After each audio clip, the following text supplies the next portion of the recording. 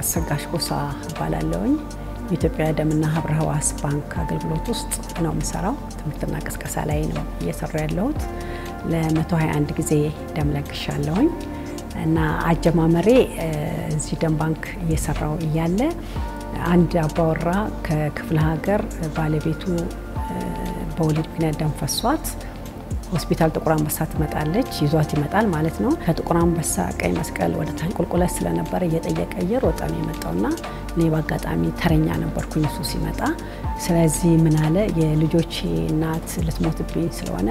እሷ ከምትሞት እኔ ልሞት ነው ያለው ደም መስጠት መግደል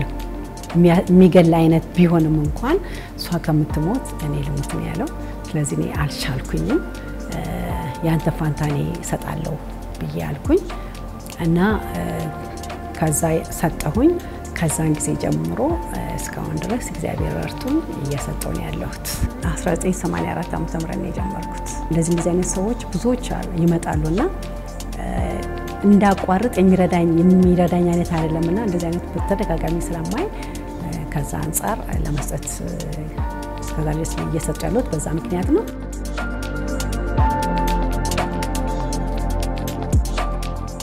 እናቴ የዛን ምንም አይነት ግንዛቤ በሌለ ጊዜ ሆስፒታል አካባቢ ነኛ ቤትና ደም አስፈልጎ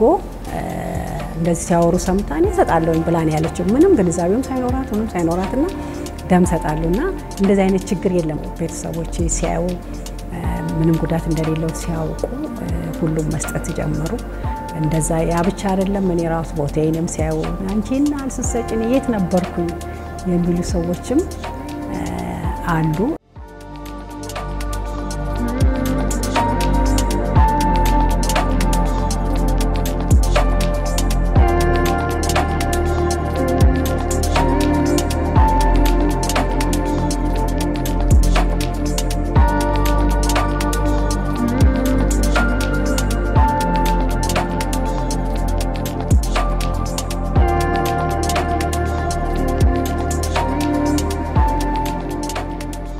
ዛሬ ለ121ኛ ጊዜ ደም እየለገስኩ ነው ያለሁት እግዚአብሔር ይመስገን በጣም ጤነኛ ነኝ እና